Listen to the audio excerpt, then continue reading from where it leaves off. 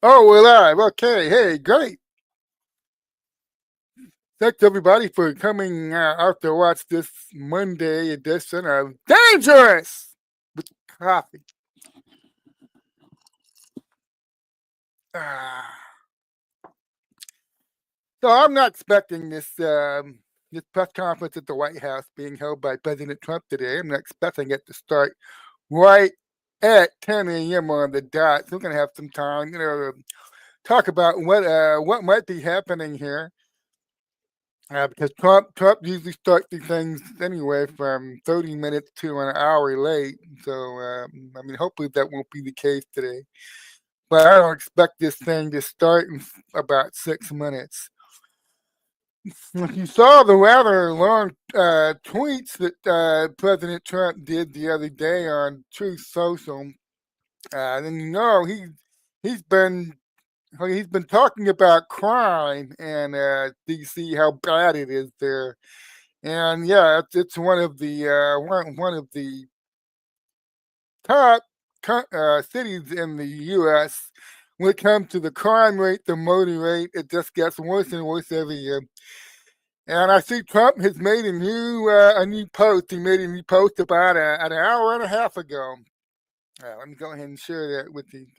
Put my screen share here. He came right out and he's talking right now about how Washington D.C.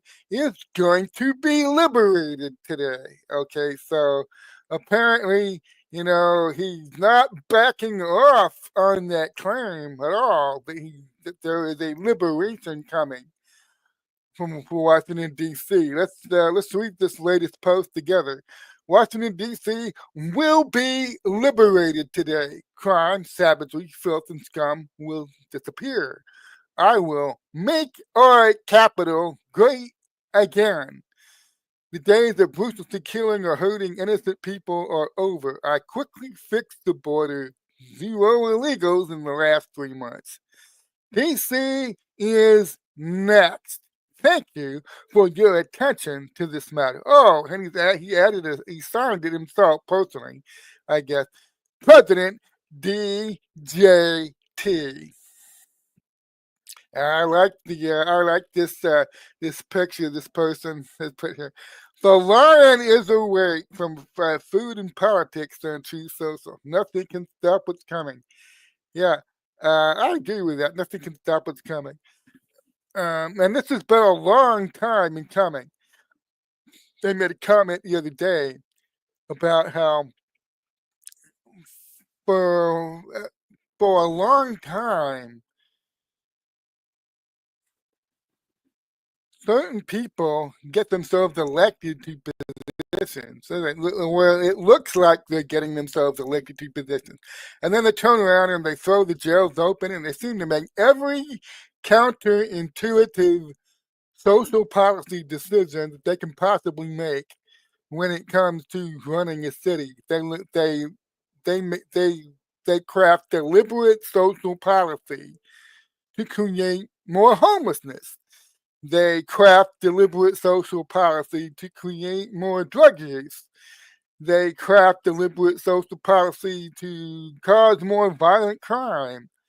All while cracking down on ordinary citizens who offend on even the slightest thing.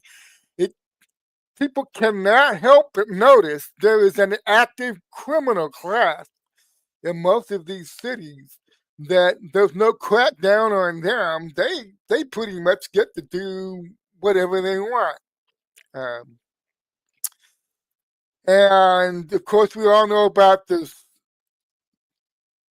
during the Great Awakening, how it came out about the Soros DAs, George Soros DAs, out there who are deliberately crafting public policy to let the criminals out of jail and the no bail reform.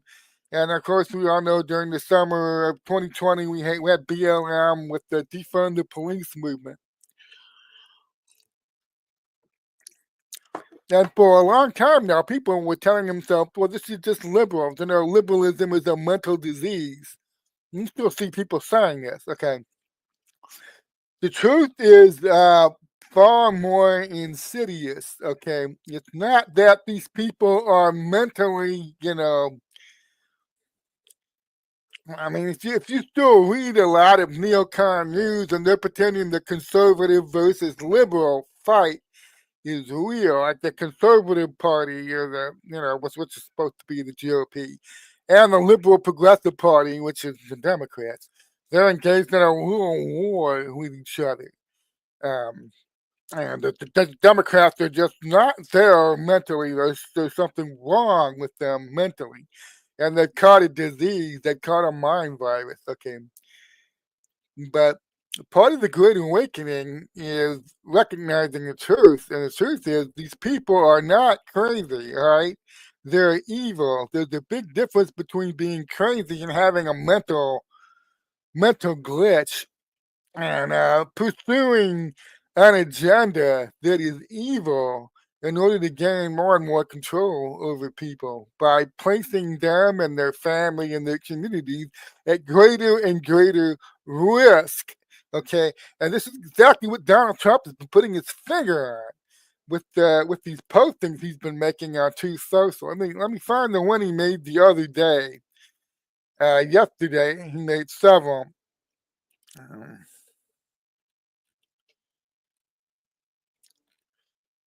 Liberation Day in D.C. Okay, we're taking our country back. Yeah, he posts a lot. Okay, here's the one he made where he used the word beautification. Um, He says DC is going to be beautified, and I'm going to remove all the ugliness and the crime and all the bad stuff that's been allowed to happen. See, and this is the thing. Some people have this idea that the liberal side of the uniparty, that the Democrats, well, they're just incompetent. They mean well, but there's a screw loose upstairs and they just can't seem to get anything right. And they can't seem to craft social policy that actually works. And I would submit to you that this is a cover story. That's a smokescreen. That's something that the fake news, especially the neocon news, will program you to believe that Democrats mean well. They just don't understand how things actually work. And so they craft incompetent social policy. And this is why the levels of drug use and crime and homelessness and corruption, this is why they grow to such vast levels in blue cities. Because these people mean well, they're just incompetent. Oh, bullshit. They're not incompetent. Their policies are doing, they know exactly what their policies are going to do, and they just lie their asses off about them, okay? Gavin Newsom is not crazy. He's not crazy. He knows exactly what he's doing to California, okay? He knows what he's doing. So all of these blue state politicians and mayors and DAs know exactly what their policies are doing. There's no mystery here. But we're constantly fed a cover story by fake news, neocon news, Fox News, Daily Wire, all these different right wing, conservatorian leaning media outlets. These people mean well, they just end up making social policy that's a disaster. It's like an accident or something. And no, it's not. Now, General Flynn is a good friend of mine, and he's the one that's out to come closest to understanding what this is. This is a communist Marxist subversion of America being done quite cleverly. It's been ongoing for a long time. You see these people crafting their public policy in order to achieve certain outcomes so they can increase their authoritarian control over the city. I'm gonna sum it up for you in a nutshell. Some of you are gonna go, huh? Yeah, okay. They have been following a deliberate program for decades to make our major cities so unsafe that the citizens there will accept authoritarian rule in order to get their safety back. That's the policy they've been following. That's the communist Marxist playbook. They're going to make the cities so damn dangerous to live in that when they say, well, we need to crack down a little bit. You need to hand over this right here and that right over there, and we will make your city safe again for you. Okay, and this is a common tactic of communist Marxist subversion, and this is what's been going on in America for a long time now. It's being funded by the same globalist cult that runs everything else. They run Hollywood, they run academia, the music industry, the fashion industry, anything you could put under the heading of entertainment industry. But also academia, they own the political class. They've owned the political class of about 36 Western countries for a long, long time. And they've been fomenting a mass migration into Europe and into America to destabilize these countries, to make them so unsafe and so chaotic. People will get down on their hands and knees and beg their leaders to crack down and take away rights and make them safe. Okay, and so Trump is directly speaking to this now. He says this press conference on crime and beautification will be held tomorrow at 10 a.m. Eastern Time. I know it's 10:05. In the press briefing room, it will not only involve ending the crime, murder, and death in our nation's capital, but we will also be about cleanliness and the general physical renovation and condition of our once beautiful and well-maintained capital. We are not going to allow people to spend $3.1 billion on fixing up a building like the Federal Reserve, which could have been done in a far more elegant and time-sensitive manner for $50 to $100 million. The renovation would have actually been better, and we would have saved $3 billion, traffic jams, and never-ending construction. The mayor of D.C., Muriel Bowser, there's an olive branch here. He says the mayor of D.C., Muriel Bowser, is a good person who has tried, but she has been given many chances, and the crime numbers get worse, and the city only gets dirtier and less attractive. The American public is not going to put up with it any longer.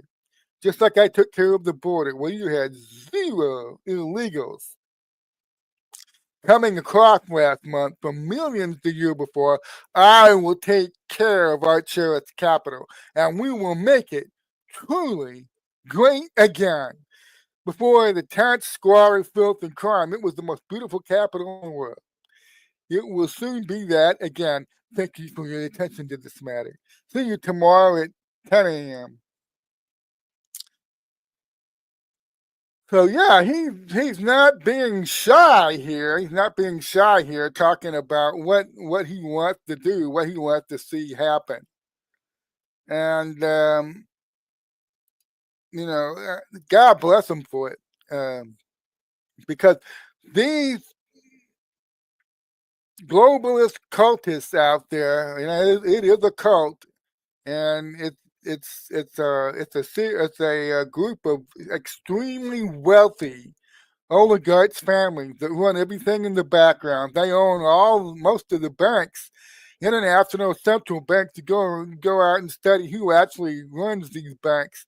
Not just the Federal Reserve here in America, but I'm talking about central banks all over the world. How they get control. They come in there, they set up the central bank, they start a couple conflicts in the region, they get all the national, they loot the treasury, they get the country building massive debts to the central banks that they control. And this is how that's how they got control of about 36 Western countries, including the United States. And Trump is addressing this now. He's addressing the control that these people have. And I've commented several times, a lot of people don't understand the symbolism that Trump is engaged in. The symbolism when he didn't place his hand on the Bible while swearing the oath of office. The symbolism where he made a statement at his inauguration. From now on, the United States of America will be a free and independent sovereign nation. The symbolism of April 2nd, Liberation Day. He liberated the country from the old, a lot of the old system by reintroducing tariffs. And he's making it increasingly clear he fully intends to move to end federal income taxes. It's going to end the IRS. It's going to end the collection of federal income taxes. We're going back to the way things were in 1913, and many people have realized now, you don't see it often discussed much in the fake news or the neocon news, but it's obvious if you follow what Trump is saying, what he and his team are actually saying, and then what they're doing, what they're following through on very quickly in just 6 months now. The agenda in the second Trump term is to completely reverse 1913, the year where everything changed for Americans. That was the year they locked the Federal Reserve, they moved us away from tariffs, and they introduced the federal income tax. And they had these people think in terms of decades, centuries. They didn't hit people, they weren't hitting people with 30, 40% income taxes in 1913. They started with just 3%. They knew they had to go slow. You can't you wake the public up if you go too fast on this kind of thing, So they went slow. And this is what they do. They do it incrementally. And so by the 70s, people are paying 15, 20% federal income taxes, and they start ramping that up. And by the time the 2000s arrive, it's now normal to pay almost 30% of your wages as federal income tax. And there's hardly a thing that they will lie to people about more than taxes, trying to justify what they're doing. And the whole time Trump's been over there, giving interviews with people like Oprah and Rona Barrett and Barbara Walters. Since the early 1980s, you go back and find those interviews that Trump was giving. He says the same thing consistently. One, our political class has sold us out. They are signing the dumbest, most stupid trade deals ever. They're letting countries literally rob us. It's just clear they've been bought off. I mean, anybody who actually loved this country and actually cared about America and American citizens, I don't know, what could you even sign a trade deal like that?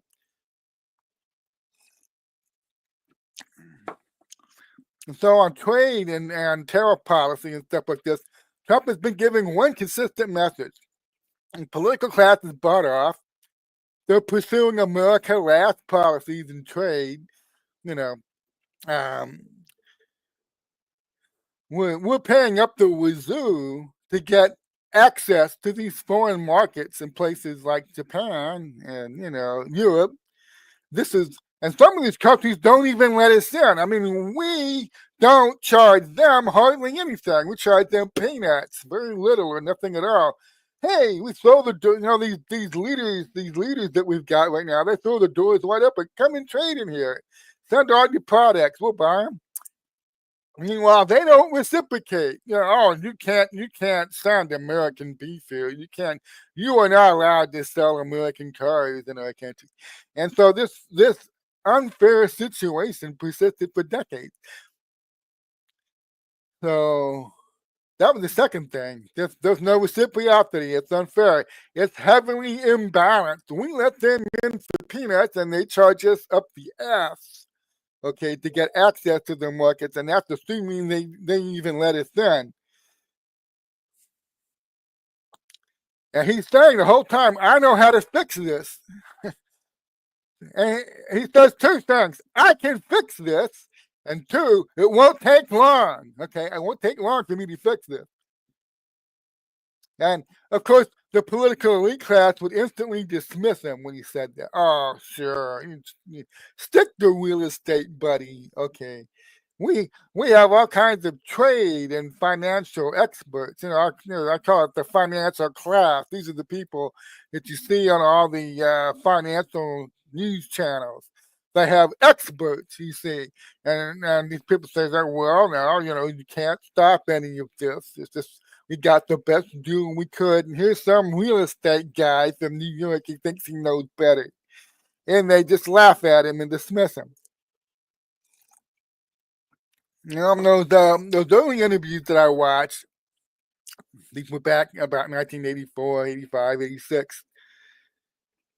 They hadn't even started, they were already offshoring some American industries. They were already, shipping our industries overseas. They started that, but they didn't really ramp that up to 11 to 11, almost what Rick Moranis in Spaceballs called ludicrous speed. That didn't really happen until 1990 under Bush and then Clinton. Bush the elder, and then Clinton, and then Bush the younger. That's when they really stepped it up. And Obama had to fight like they'd already shipped most of it overseas by the time Obama got there. And Obama had to fight like a rear guard action.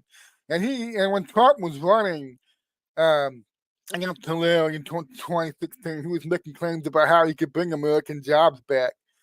Obama made that statement, these jobs they're gone and they're not coming back. You people, you're just gonna have to accept these jobs are gone and they're not coming back. What magic wand does Trump have that he's gonna make these jobs come back? He was just completely dismissive of that. And so that's what Obama's job was. One of the big things Obama was put in the White House to do. When it got really bad, and you could see the American middle class, blue collar class, was really suffering. They sent that asshole out there, that asshole from Kenya. They sent him out there to say, these jobs are not coming back, okay? I'm sorry, you blue collar and middle class workers out there, but you are the 21st century's designated losers. Learn the code, all right? And a lot of American citizens did not appreciate being told that. So here comes Trump, the guy who's been saying for 40 years, I can fix this. I will fix. If I ever decide to run and I become president, I can fix this, and it won't take long. They'd all laugh at him. Sure, bro. Sure, you'll fix it. You're 6 months in. What's he done? Okay, the first time he started to fix some things, he led the U.S. to the best economy it ever had before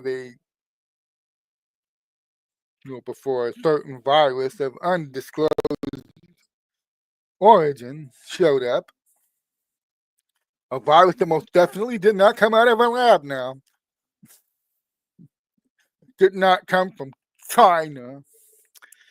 Okay, he had the best U.S. economy ever, and then, surprise, the virus showed up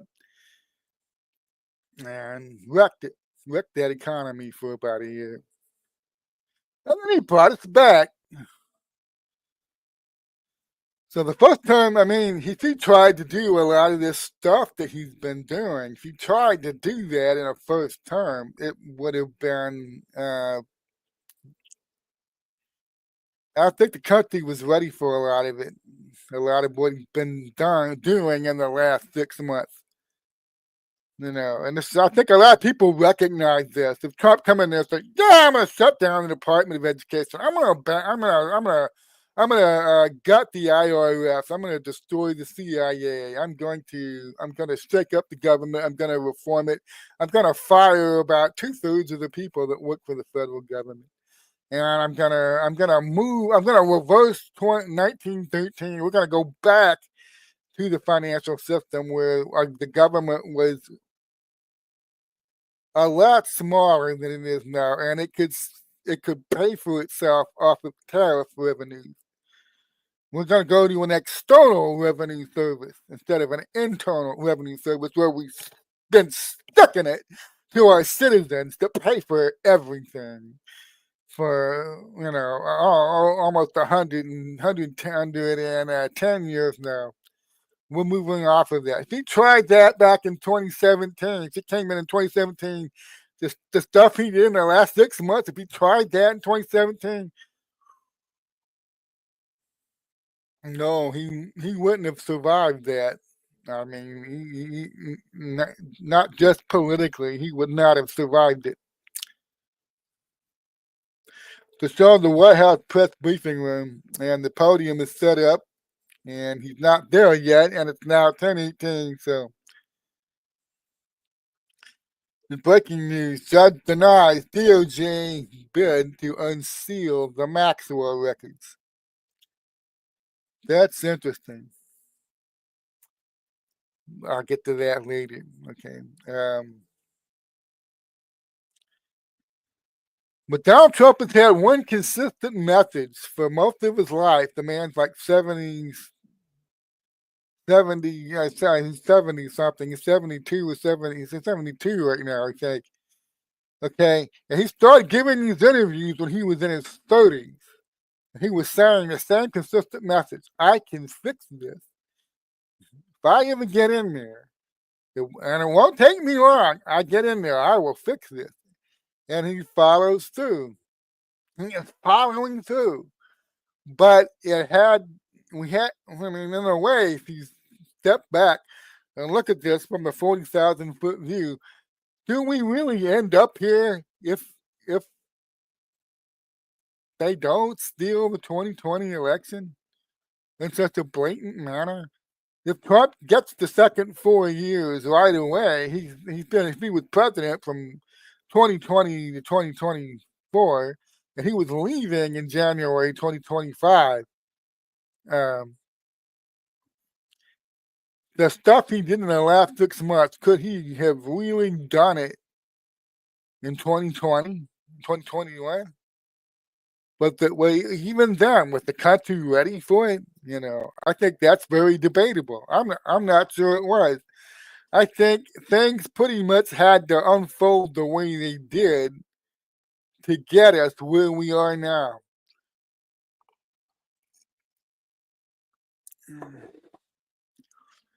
See, there's a great awakening going on. More people wake up every day. God bless the patriots out there who keep sharing the truth and waking people up, waking up others. They woke up and they're waking up other people. And everybody's got that sweet spot where they have to see enough truth. They have to experience certain things before their eyes will start to open. And some people wake up a lot earlier than others, and they end up resenting those who are only waking up now. Well, I woke up 3 or 4 years ago. What was your problem? Why are you only waking up now? Yeah, I think Jesus told a parable about this. Some people get saved very early in life. They have their come to Jesus moment when they're 20 years old, like me. That's when I had my come to Jesus moment, right there in my great grandmother's house in Eagle Lake, Texas. I was 20 years old. I'm 61 now. So I've been a Christian for 41 years. There's other people, they wait until they're 60, 70, maybe even 80. And then they get saved. Now, according to the Bible, when we die, we're going to go stand before the Lord, And maybe I have this attitude, hey, I got saved. I've been saved a long time. And I'm sure I racked up a lot more rewards for myself than some guy who got saved like 10 minutes before he died at age 85. I'm probably going to get a bigger reward than that guy because I toiled in the fields longer than he did. Good for me, right? And so what happens when it's time to hand out the goodies, the rewards. I found out I get the same reward the guy that got saved 10 minutes before he died. We get the same reward.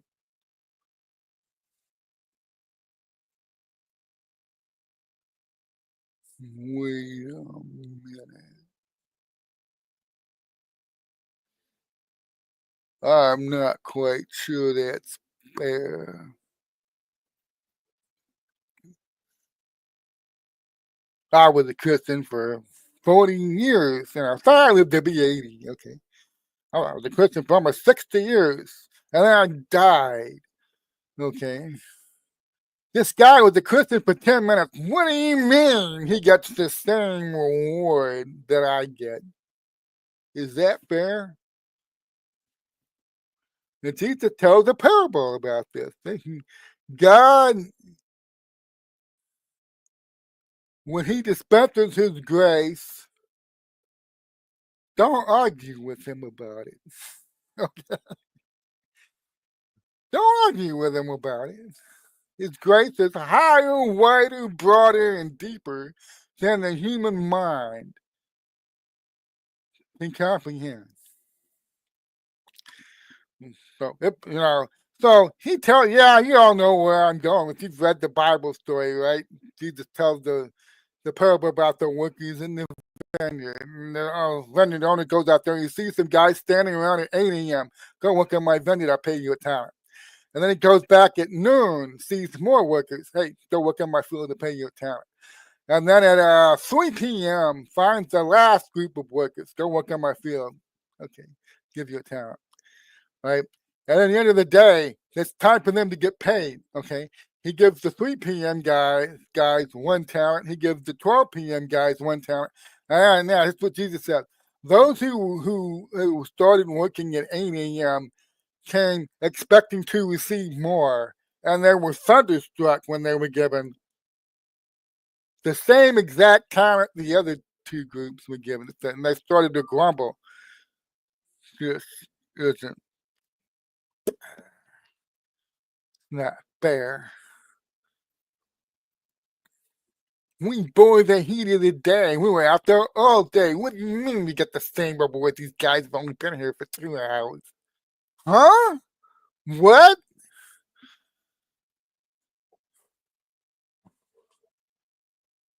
So what is the land I'm telling them? Hey, if I'm generous with my money, what is that to you?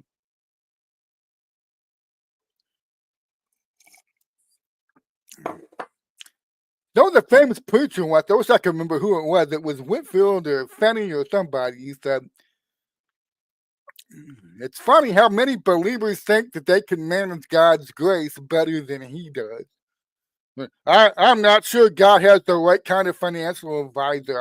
If only he would appoint me to that job, I would help him dole out his grace a lot more stringently than he does. But that's the attitude of a fallen human mind there, okay? You get the exact same reward no matter how long you've been saved. You get the exact same reward no matter how long you've been awake during the Great Awakening. I mean, what do you think? If at the end of the road of the Great Awakening, when we saved our country and there's rewards handed out, I'm gonna get more cookies than anybody else because I was awake since 2017. No, it don't work like that. Yeah, some people want their bragging rights. Oh, you guys woke up with Donald Trump. I was awake since 9/11. I won, like this is some kind of contest. And it's not a contest. Great Awakening is not a contest. I woke up earlier than you. I'm awesome. You're an idiot. To see people making posts like this. I talk about how I woke up. There'll always be that one troll in the comments. What took you so long? Well, I don't know. I guess I'm not that bright. Is that what you want me to say? Oh, You woke up before 2001. Good for you. I'm glad to hear that. We need old timers out there to show us young whippersnappers the ropes. But if you think like this is the question of value, this somehow makes you a better person than me. Well, no, I don't buy that. And I used to have to push back against this argument. Well, then when I started reading the Q drops and I started waking up about February 2022 is when I fully woke up. And I had people, come into my comments and say, well, it's good that you woke up, Kate. I'm glad that happened for you. But everybody that's going to wake up is woken up by now. Let's get our move on. What are we waiting for? They're telling me this in 2022.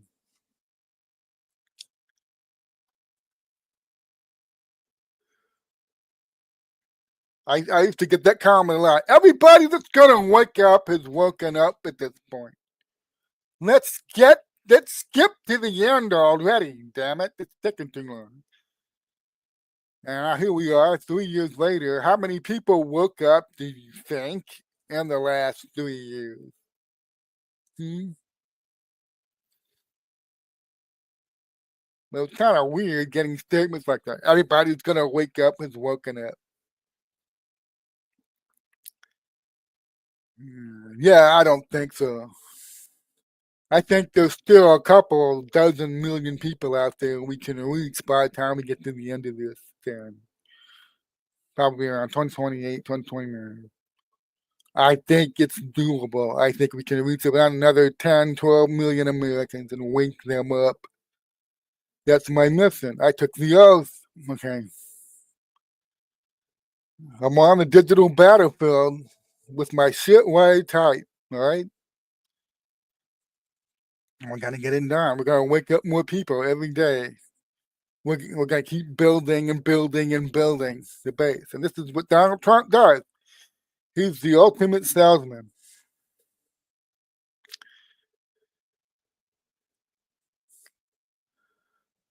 His base is about 3 or 4 times the size it was when he won that election in 2016. Because the man never stops making the sale. I keep hearing people say, oh, let's stop trying to wake people up. I don't want to wake any more people up. We've got enough people waking up already. Can we get to the end of this thing, please? Can we get to the end already? And, I understand the frustration. It's understandable.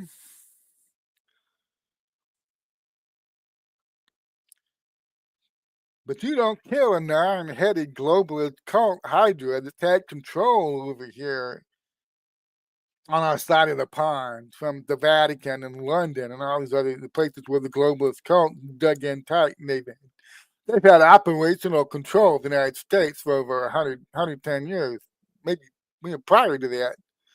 But they definitely, grabbed us by the balls and started squeezing hard in 1913. Okay. You don't cut off all 9 heads of a hydra and quick and clean all at one time. You don't do it that way. It's gonna take some time to do this. You have to do it in a way you don't touch off they're desperate to start shit all over the globe. You notice how many wars, how many times the CIA, Mossad, MI6, all these, I call it the international intelligence conglomerate. It's not one intelligence agency, it's all of them. Yeah, you see, the whole point of the globalist cult is all national boundaries when it comes to this thing don't really exist. The CIA, the Mossad, MI6, they all work together. They all have their strings pulled. They're all funded and controlled by the same people behind the scenes. These people have the same goals. They have an agenda. So you have the wing of the globalist cult that I call the IIC, International Intelligence Conglomerate. These are the ones that create the paramilitary forces around the world that are then sheep dipped and disguised as criminal cartels, terrorist groups. And you go around and they destabilize things and they cause conflicts and wars. And then they have these very cleverly disguised first world paramilitary forces created by the international intelligence conglomerate, which is dominated by CIA. I'll grant that. And they go around places like Africa, Africa and Asia and the Middle East especially. And they stir up all kinds of shit. And but they're disguised as terrorist groups. See, they do not admit that these are first world paramilitary forces under the control of Western intelligence agencies. Oh, they can't admit that. That's why we're 13 years on from Benghazi, and they'll never admit what was actually going on at Benghazi. They can't admit that. They can't admit what was going on.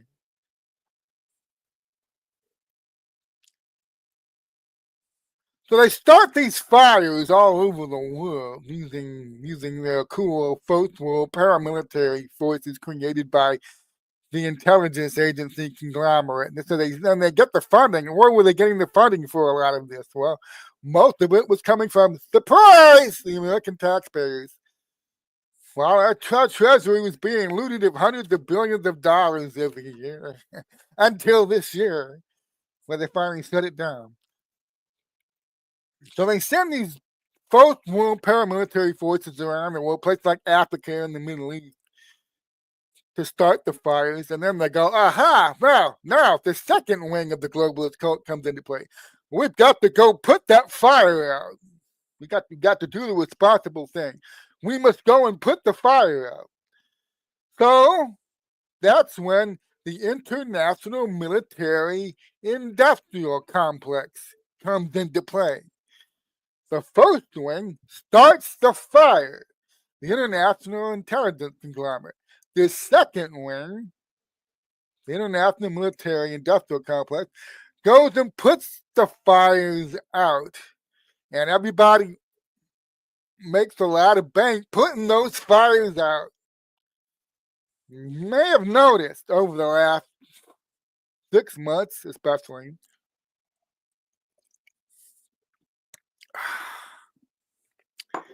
over the last 6 months,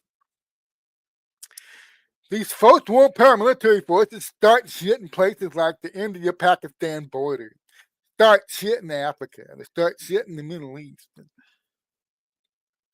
Here comes Donald Trump with a big bucket of water. He puts the fire out. And then they're all like, shit. We were going to make all this money off of the India-Pakistan thing. We were going to make all this money off the Iran invasion and occupation. Now what the hell are we supposed to do? I mean, we get that. We send our first world paramilitary forces disguised as terrorist groups, and cartels and out there to start some shit, start the fire. And then here comes this guy with a bucket of water. He puts the damn fire out. And this is after he cut off our USAID money. Well, basically not just USAID. He's cutting off a lot of foreign aid. He's cutting off a lot of the federal agency money that's shipped overseas as foreign aid. It's getting hard out there for a warmonger. Really hard. So now Trump is about to take Washington, D.C. away from the globalist cult. I can see that a lot of members of Trump's cabinet is there. I see Doug Burgum, Pete Hegseth, Pam Bondi, Cass Patel, and Judge Janine Pearl, the new U.S. Attorney for Washington, D.C. This tells me Trump is going to be making his entrance momentarily. And we'll see what happens when he does that. But I'm excited for today because the one thing I wanted all the stuff to talk about this, the globalist cult. They want to deliberately create an atmosphere of fear in our city so they can capitalize on it. And he's about to begin fixing that.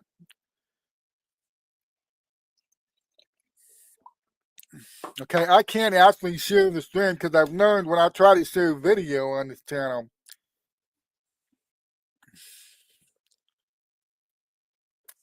things get wonky. I just realized my captioning isn't turned on. Okay, sorry about that. Now listen to what Trump is saying. And he's talking about how Washington, D.C. is, yes, clearly out of control. And it's going to get it back under control very quickly.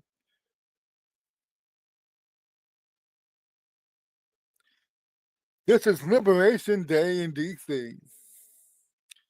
We're taking our capital back.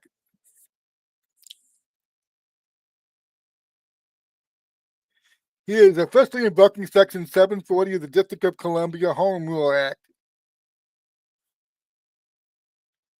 That's placing the D.C. Metropolitan Police Department under direct federal control, and you will be meeting the people that will be directly involved with that.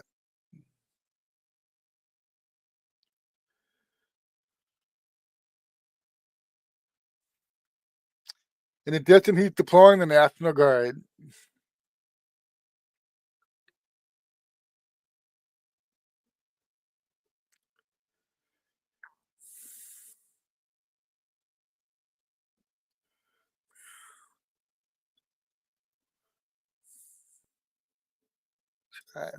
Oh.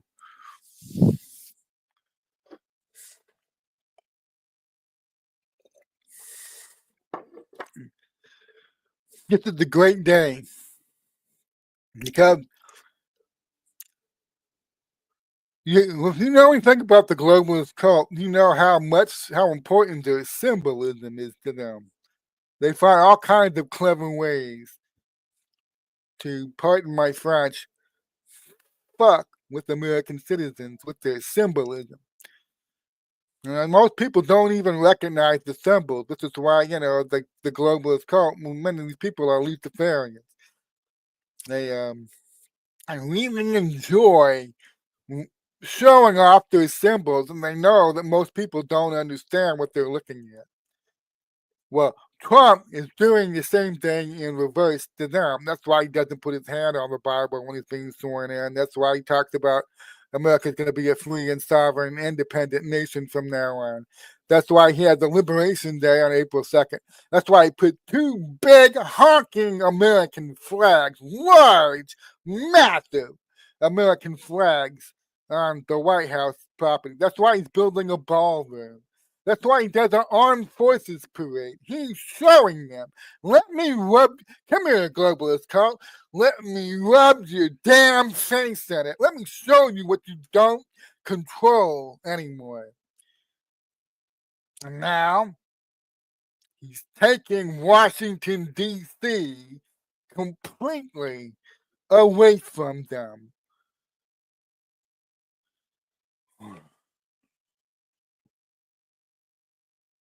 He's reading the bad statistics. I mean, I know bad about how bad crime is in Washington, D.C. And remember, the social policy that led to things getting this bad, it wasn't an accident. It's not because Democrats are just crazy. It's because this is deliberate policy to make the city unsafe. They've been doing that on purpose. George Soros, I mean, the gang was pretty much up when people discovered the truth about George Soros, district attorneys. And he doesn't just stop with district attorneys now. Soros is involved in a lot of local elections around the country, especially in the blue city area.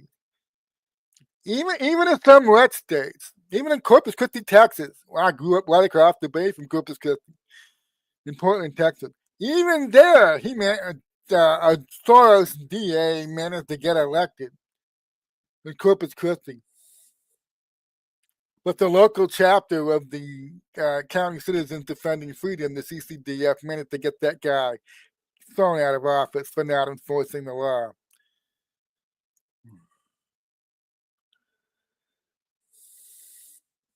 So this, you can expect the left to lose its mind over this, a federalized takeover of the nation's capital city.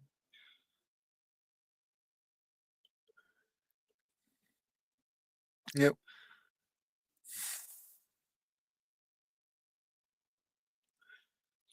It won't take long for Trump to break the programming. A lot of people is programmed into them. And not just the fake news, but the neocon news. This is just the way it is. Democrats do this kind of thing. They set the thing. You can't really fix it fast. It's not, you can't solve it quickly. There's a lot of societal and cultural issues in play here. You've got to be sensitive. You got to be careful. You got to walk on eggshells about this. Here comes Trump. Screw that. This used to be a beautiful city. The people that have been running it have turned it into a cesspool. I'm going to fix it.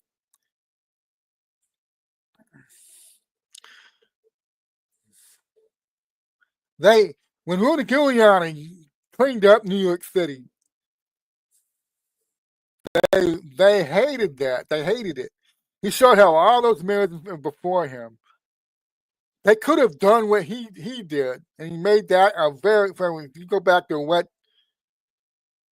living in New York City was like before Rudy Giuliani. I mean, he's always been at the service of New York City. He went back and he busted the mob in the 1980s. And then he became mayor in the 1990s, the late 1990s. He became the mayor and he cleaned that city up. And they savaged him for it. They didn't give him any credit. They couldn't wait for him to be gone.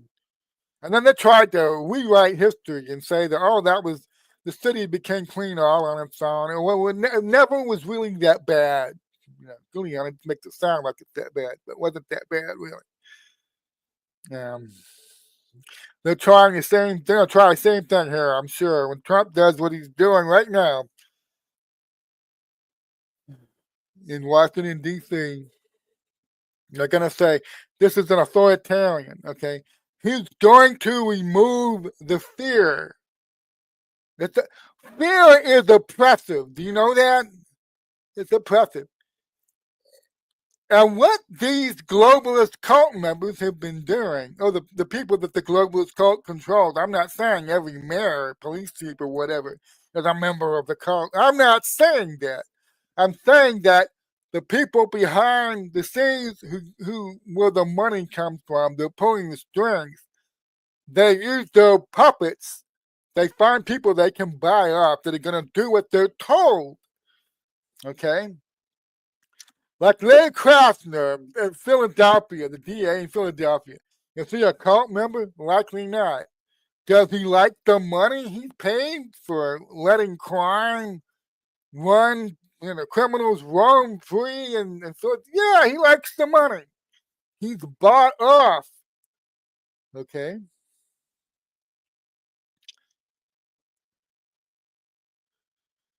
So Trump is going to fix this. He's going to remove the fear, the oppressive fear that hovers over that city. He's going to destroy it.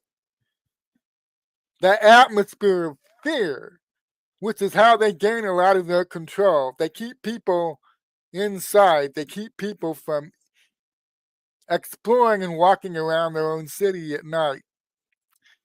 And then after they let all the criminals out of the jails, and they make it clear, okay, ordinary citizens they'll crack down on, but the criminal class can do whatever it wants. After they make that clear, and they've been making that clear in D.C. for a long time now, Okay. They use that to their advantage. The city hall does. Okay, use that to their advantage. Because there's a lot of trafficking and drug smuggling, and there's a lot of evil shit that goes on. And the citizens never see it because they limit where they go. There are actually no-go zones in that city, and there's all kinds of shit going on there that nobody sees. And they need that fear hovering over the city to keep the citizens under control. They got to keep the citizens. That's where I'm getting at. DC is the starting point. He's gonna do. They'll do this in New York. They'll do this in Philadelphia. They'll do it in LA and San Francisco. This is the test case. And right now, the globalists are watching this. Oh shit! He's actually doing it. He's actually going to do it.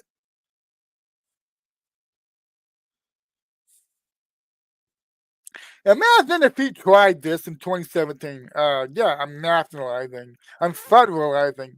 I'm taking federal control of Washington, D.C. Imagine if he tried that 2017. How did we end up here? He's doing it August 11th, 2025.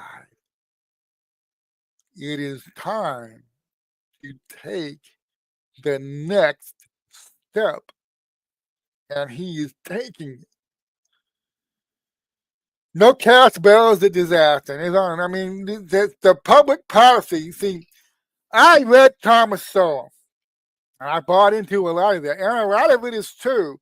I read a book by Thomas Sowell called Vision of the Anointed. How liberals craft social policy to self-congratulate themselves. It's all about saying how wonderful they are. It doesn't matter if the public policy actually works. What an awesome person I must be to have proposed that and put it into the law. Self-congratulation. And nobody is a more self-congratulatory politician than Gavin Newsom. Look at the $20 billion I got for homeless policies in California.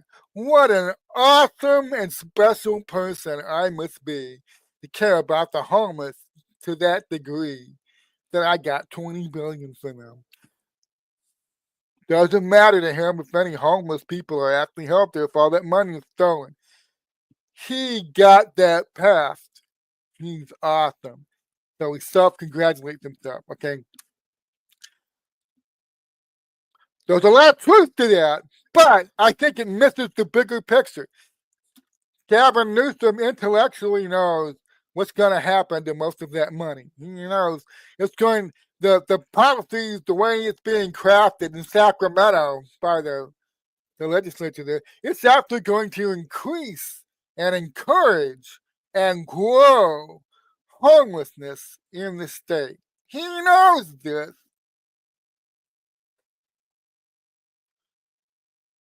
So you miss the whole element of this. Yeah, some of these people are just self-congratulatory nitwits. But there's an element here where they know exactly what they're doing. Letting all these criminals out there a revolving door, a criminal justice system they have literally, deliberately broken. They deliberately broke it as part of their commie Marxist scum subversion. This country is so great. It is so awesome. The only way they could restrain it and sabotage it, it had to be done from within. Americans are such an amazing people. We're so productive. It's incredible how productive we are. And all the resources that we have available to us. The only way they can limit America and hold it back is by sabotaging it from within. And that's exactly what these foreign entities have been doing. Soros is just the lightning rod. There's 100 people behind him, most of them billionaires, whose name you don't know, and you could not pick them out of a lineup. So they're really driving 90% of this. Soros has got his 10%, okay? But Trump said this back in 2018, I think it was. Oh, 2020. He said this in 2020 during the riots. All this is being funded by a bunch of very stupid rich people. And you don't know their names. You don't know their names. And they think that they're going to advance their agenda, by doing this rioting shit that they're funding all of it and controlling all of it behind the scenes. Trump was openly talking about this now in 2020.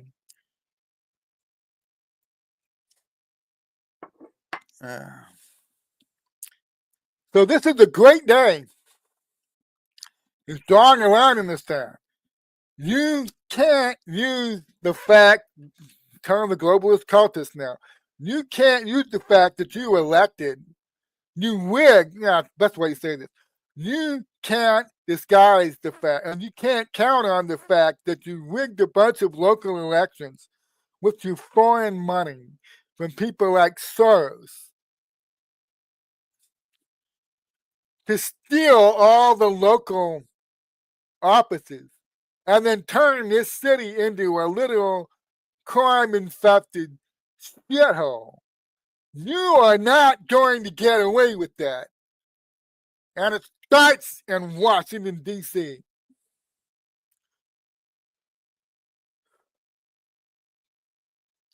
They gamed our system. They were allowed, up until now, these foreign entities and these domestic traders.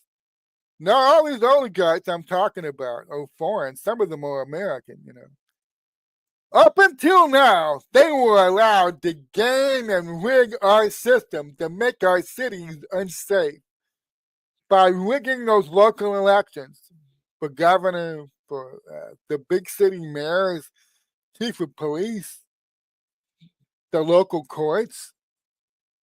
They were allowed to rig it and implement the commie Marxist scum agenda to subvert these cities and make them so unsafe that when they made the move to go to full authoritarian control, the citizens would welcome it. Because living in the city is so dangerous now. And notice, the authoritarian control doesn't actually remove the danger, but it does strip you of your rights. That's not what Trump is proposing.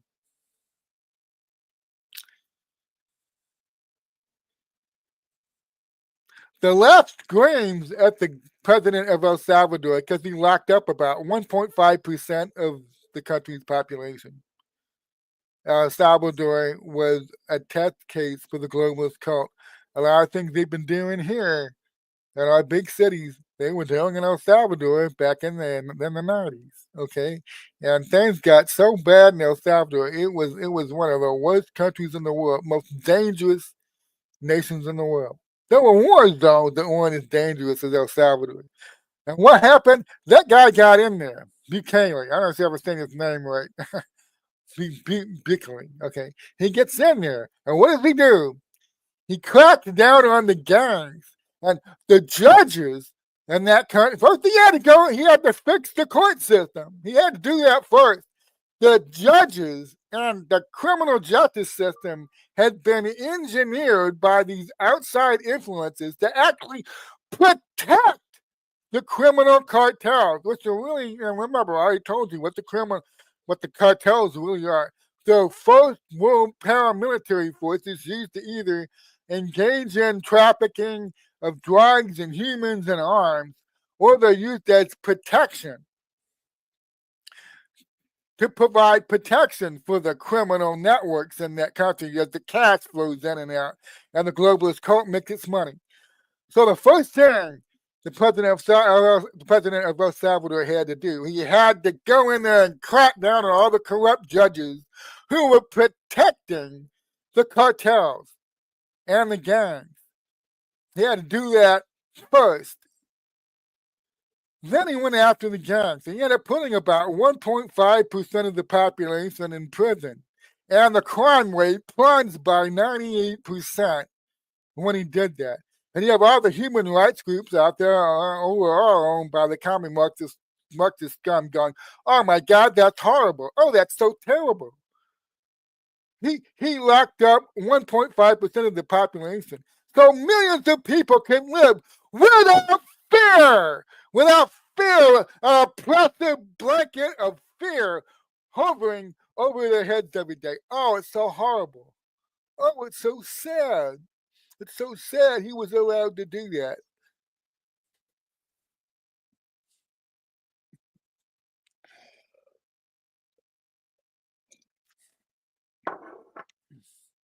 What do you think is going to happen in Washington, D.C. in the next couple of weeks?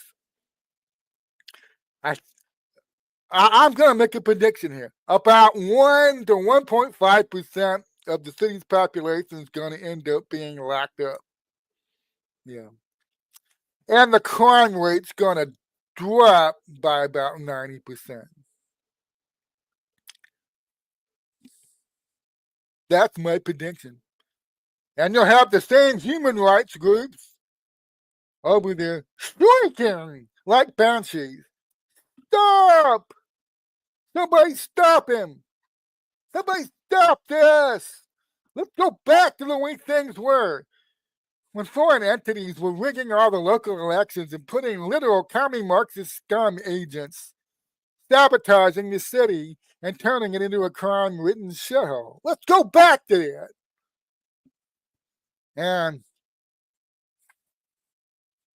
once people get a taste of real freedom, see, it's like the frog in the boiling water. The water's almost boiling now. The frog's about to die. All of a sudden, you take the frog out of the water. And he didn't realize the danger, how bad the danger was. The frog did not realize how bad the danger was. The DC frog is about to be lifted out of the water that's almost to boiling at this point. How are you ever gonna trick that frog into jumping back in that boiling water again? You understand the problem these people have?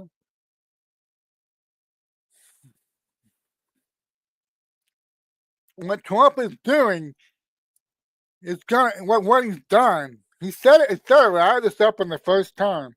He formed a plan and he built a team before he came back. And what he's done in the last 6 months, pretend you're a globalist cultist right now. You're one of these oligarchs' families that have been running everything in America for over 100 years now.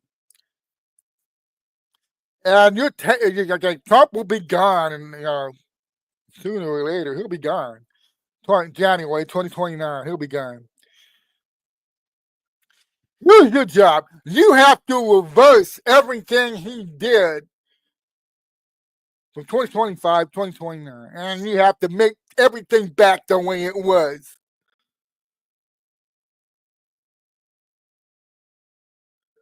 I would not want that job because they did not count on the Great Awakening. They could only do most of this shit they've been doing to us. They've been doing to America.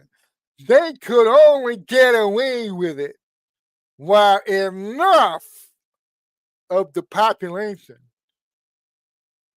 was asleep and could be brainwashed and programmed into going along with this, going along with their own exploitation, going along with the manipulation, going along with the theft. I would not want that job. Okay. We'll call him Roland.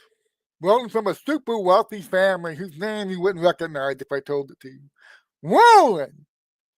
Your job is to put enough of the country back to sleep so we can reverse all of this shit Donald Trump has done to our agenda, to our control, to our system. Go to work, Roland. You need to put at least 60% of the country back to sleep so we can get back in there and get things back to normal now that Trump fella was gone.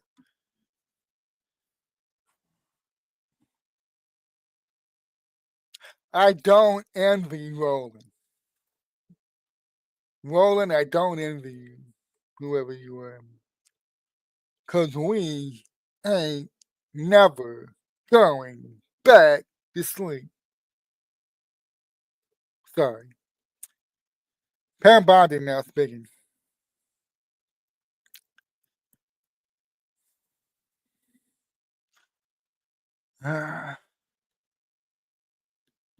This is going to be a lit month. August is a very hot month. Did you know that? And once people see how this works in D.C., once the citizens of LA and Philadelphia and Miami and Houston, all the major cities where these Democrat foreign entity people have been put in office, often through rigged local elections. Once all the citizens of these other cities say, hey, look what Trump did in D.C. Can we do that here? Hey, Mr. Trump, we've got a National Guard. Yeah.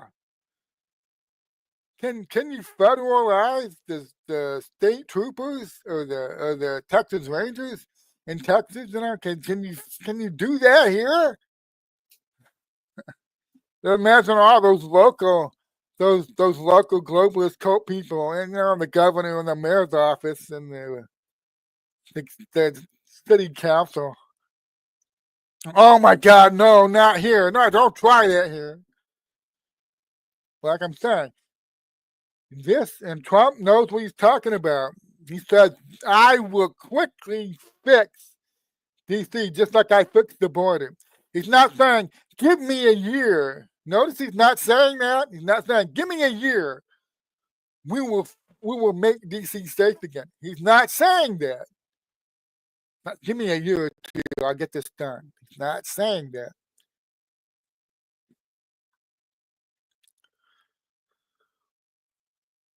This won't take long.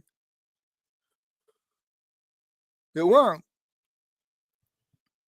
And when people see the results of this, how safe it is, how clean that city quickly becomes, how clean and safe, they're going to realize, why the hell were we putting up with this?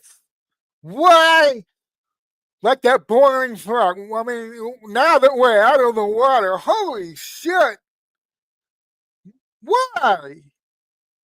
Why, when we talked into believing we could tolerate that we had to put up with it? How? I'm telling you, once that happens, there's no going back. There's no going back. Other cities are going to demand this. The citizens now. I'm not talking about the city council. City council coming. Oh my God, no! Don't look over here. Don't no, please, Mr. Trump, do not look here. The city council in LA, city council in San Francisco. Please don't look over here. Do not try that here. But they're not going to be able to stop this.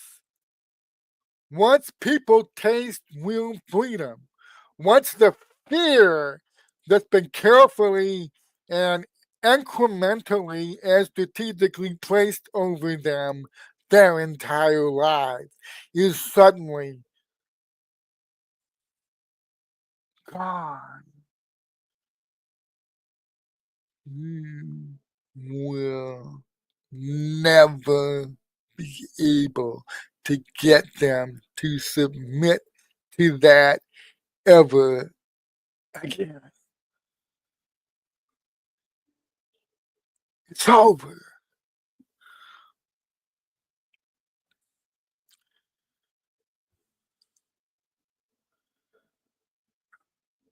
There's a Netflix documentary I encourage you all to watch. It's called Fear City.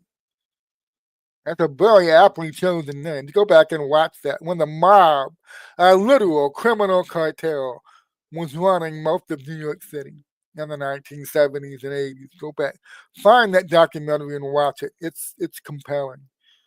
The fear that hung over that city, and basically, We just exchanged La Cosa Nostra, the Italian mob, the mob in New York City. We just replaced that with a globalist cult that was in working with the mob behind the scenes. Okay, yes, in many cases.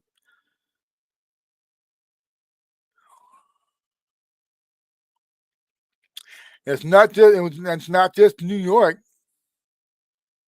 They've implemented a fear campaign, over all the large American cities all across America.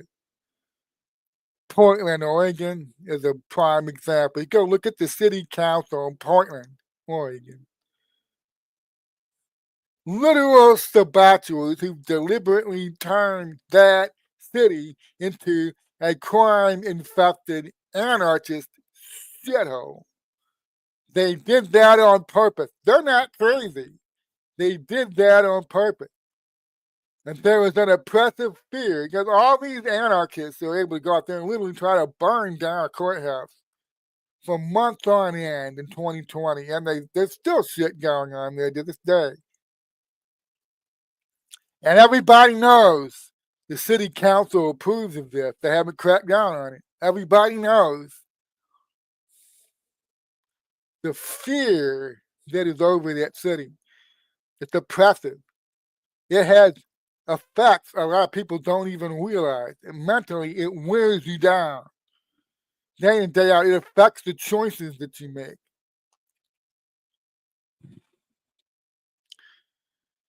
It affects your quality of life in ways that a lot of people can't even recognize anymore. They've lived under it for so long.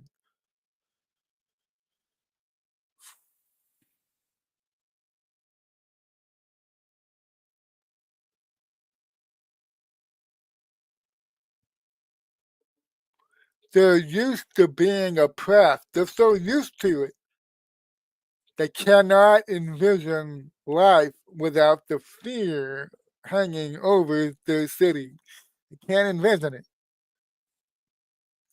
Donald Trump and his administration are about to begin showing them what that kind of life looks like when that fear is gone.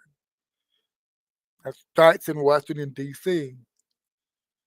This is like the crown jewel of the globalist cult's control.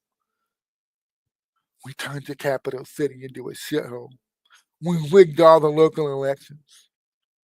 Not just Soros, there are a lot of other people behind the scenes doing that shit. And we implemented social policy, criminal justice policy, to make your city as dangerous as possible. So you all stay mostly indoors and out of our way while we got shit done. Okay? And that's oppressive fear hung over the, the citizens and their whole lives. They can't even envision life without that fear hovering over them. And now here comes Donald Trump, the guy they invested all their time and over the last 10 years, their time and resources, their blood, their sweat, their tears, their prayers, the bail. Okay, they invested all that time trying to destroy this man, get him out of office, then steal an election from him, then keep him from coming back. He came back anyway. Look what he's doing now. It was never supposed to come to this. This was never supposed to happen. My God, liberating American cities from our globalist control, removing the fear we've so carefully and incrementally placed over them by rigging those elections and putting the right people in office so they could screw up the criminal justice system and turn that city into a crime infected shithole. And this guy's going to reverse it all. This was never supposed to happen. It's supposed to be gone now. It's supposed to be gone in Butler. Last July 2024. It's supposed to be gone now. None of this is supposed to be happening.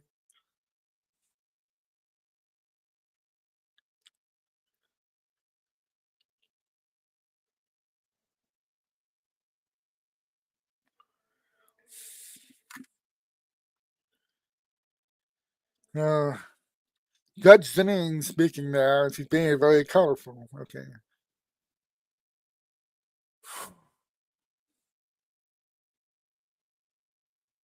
You can't tell people, you have to show them. And what is Trump about to show everyone? Washington, D.C. does not, it never had to be a dangerous city with a cloud of oppressive fear hovering over it. It never had to be that way. That's what it's going to prove. Once you show, hey, the reputation that DC has, how fast he's going to tame that city and remove the fear, absolutely pull the teeth of all those local officials who won those rigged local elections.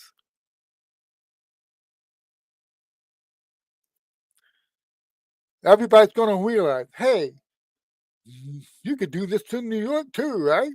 Well, yes. You could do this in Philadelphia. Could you do this in LA? What about San Francisco?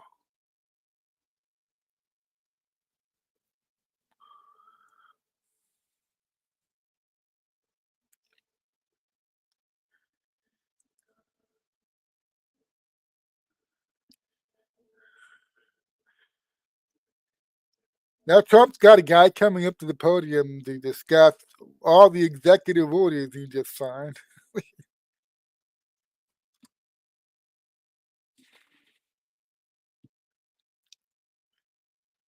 He's got the Secretary of Defense there, so you know there's a military aspect to this.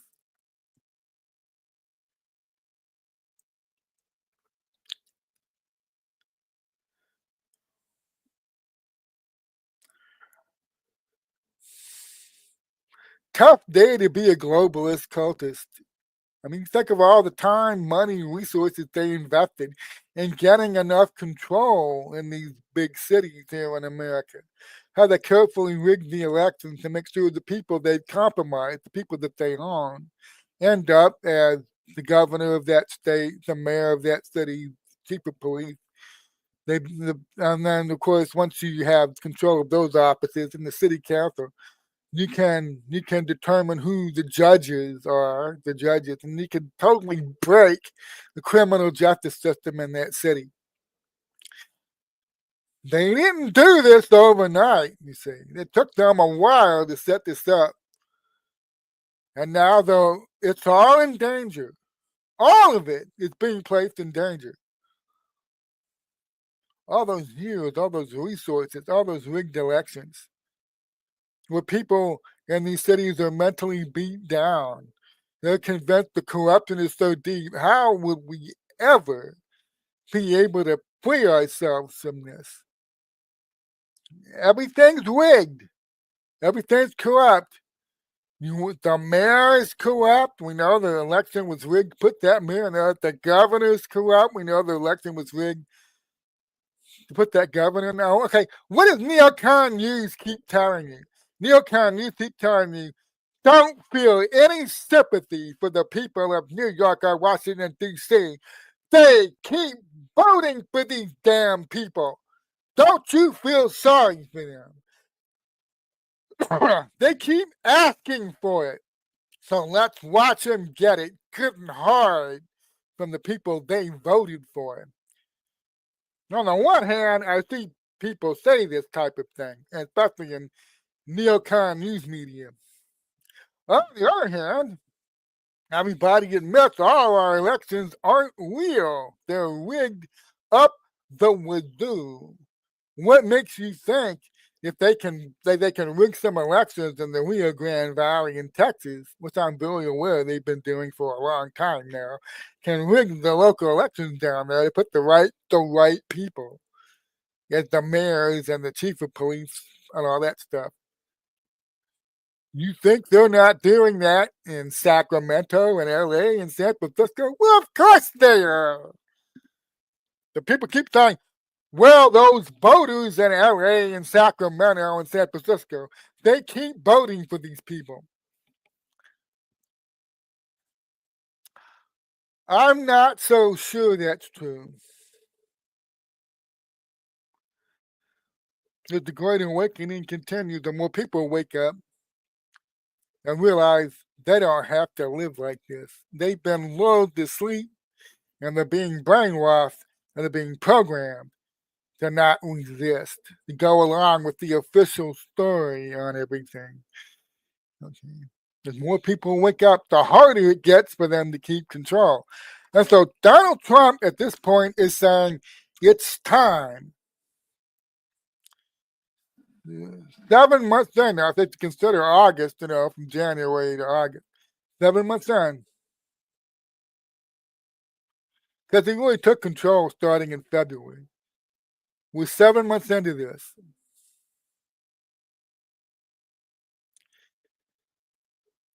And he's saying it's time to begin showing people just how free they can be. And we're going to start removing this corrupt system city by city by city. With people like frogs in a boiling pot of water, they've been convinced that this is just the way things are. This is just the way things will always be. It's time to begin showing them that that's not true. Things don't have to be this way.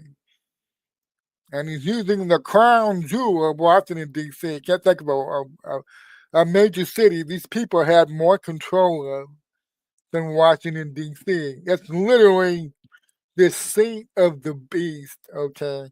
D.C. is literally the beast's seat of power in the United States. It ain't L.A., it's not San Francisco. Nope. It's always been Washington, D.C. Today, he's making it official. I am functionally taking Washington, D.C. out of your hands and away from your control. And I'm going to show the citizens here what real freedom looks like. I'm going to show them how they could have been living all along. And once I show them that, once that oppressive cloud of fear is taken away, you are never going to get the people that live in that city to accept any of the shit you've been doing to them. They will never accept it going forward. And so I'm amazed at how much this man has managed to change in just 7 months. Boundaries that have been held in stasis for decades are suddenly moving.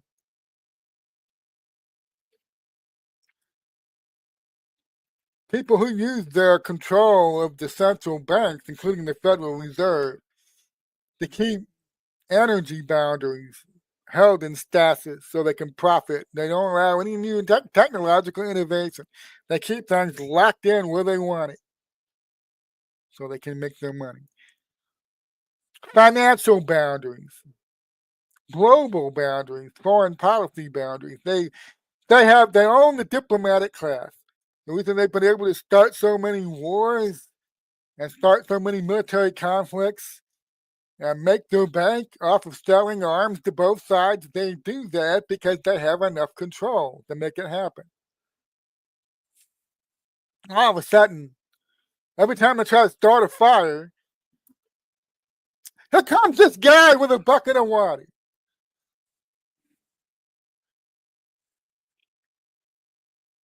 And I'll be honest with you, if they could have stopped him, they could stop this guy from changing everything, from pulling their hands off of the levers of power and grab them and begin moving them himself. They could stop him. They'd have stopped him by now.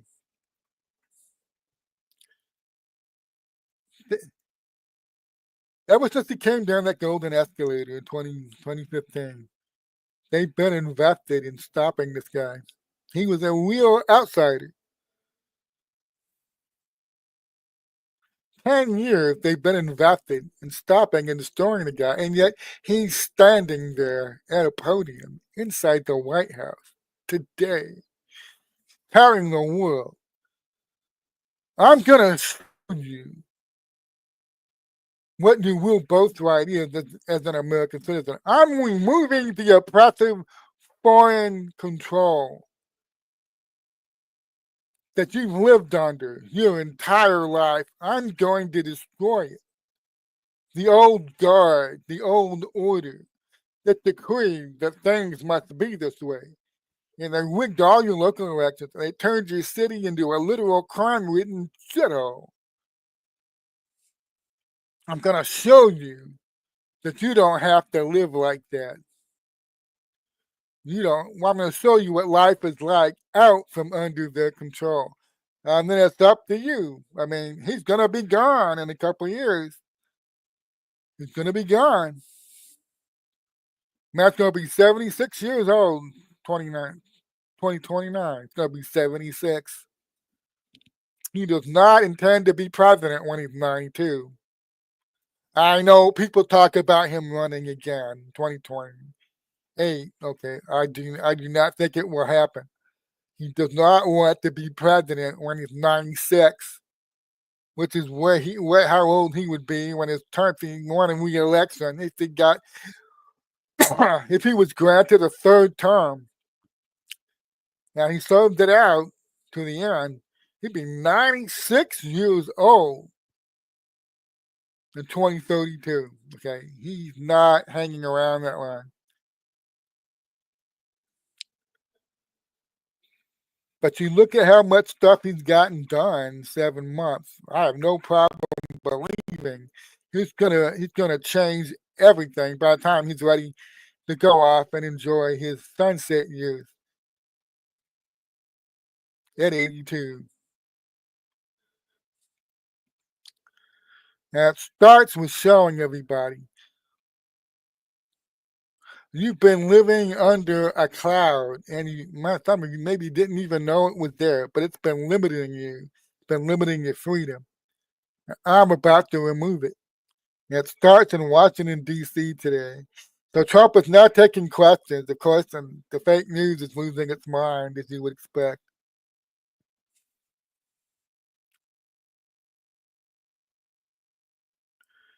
I'm going to listen in on the question for a second. Bear with me. Do you expect more cities to follow D.C.'s path if it goes through? Chicago, L.A., San Francisco.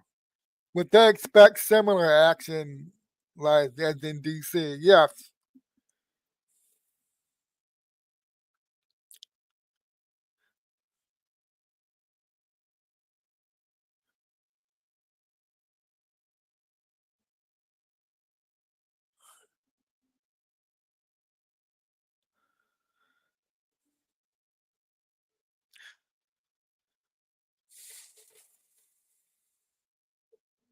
It took Trump less than 6 months to take the border down to almost zero crossings.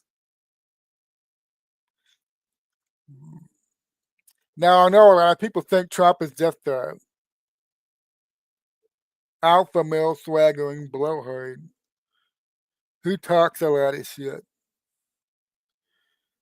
And so he says stuff he doesn't really mean. But when he says, I got that border under control in less than 6 months, Biden used to keep there and say, well, I need an act of Congress so I can take care of that border. I need Congress. I can't do anything. I'm sorry. I can't do anything myself. I can't fix the border without a law passed by Congress. Congress needs to act. It turns out, well, no, Congress didn't need to do shit. How much has Congress got done in the last 7 months? Anybody? I mean, I pay attention to this. I'm a political pundit and commentator. I pay attention to this. Congress got maybe 2 bills passed, major bills passed in the last 7 months, mostly with the budget. Otherwise, they're pretty much staying out of Donald Trump's way while he gets stuff done.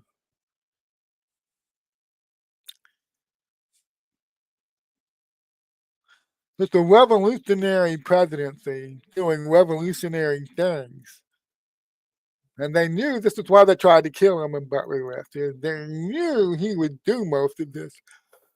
Excuse me. They knew he would do most of this if he came back a second term. That's why they tried to blow his head off live on TV in Butler, Pennsylvania last year. He just turned to look at a chart, and a bullet that would have hit him right between the eyes because he turned his head. As he turned his head, caught him on the ear. They knew what he was going to do if he managed to come back. And he is doing it. Another reason the political class that's owned by these oligarch families, this globalist cult, they don't like the guy. They spent decades, Team Red versus Team Blue, engaged in a fake slap fight for the public gallery for decades. I'm Team Red, yay Team Red. And the Democrats over there, I'm Team Blue, yay Team Blue. It was all of that. None of it was real.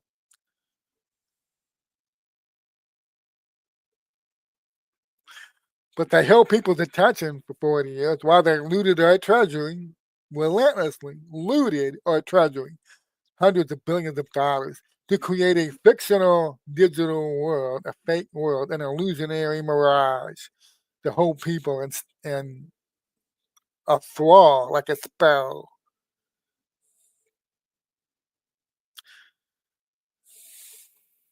One reason the whole, I'm kind of going off on the other side here while I watch this press briefing.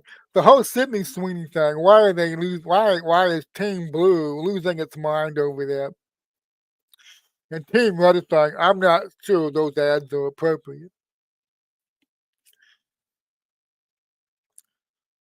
As the mirage begins to fade away, a mirage that they successfully created and funded and cast over us using our own stolen tax money, being funneled to all these NGOs that were then going out to many of these media outlets.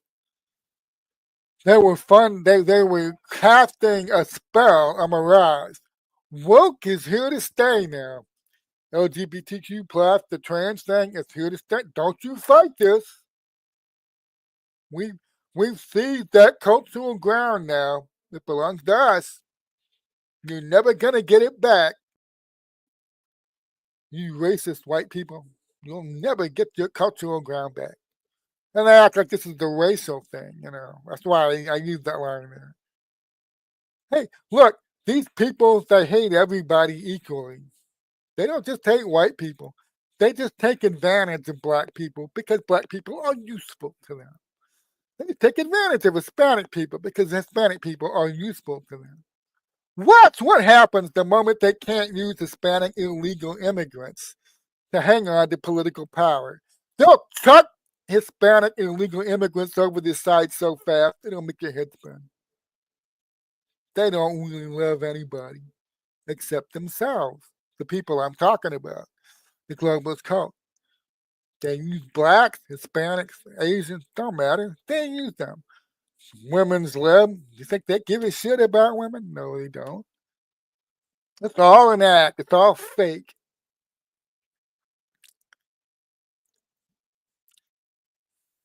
And this guy is destroying art. The illusion's fading away. All that cultural ground they thought they were going to hold, that they'd taken, they'd seized it. And then used all their propaganda outlets that they're propping up with our tax money. This is here to stay now. You can't fight this. Boys and girls sports, you can't fight it. The revolution marches on. You will never successfully roll this back. And here we are, 7 months down, and they can't stop. They can't stop the mirage fading away. They never actually had that cultural ground. They insisted to us that they did. They didn't really have it. They acted like they did. They bluffed like they did.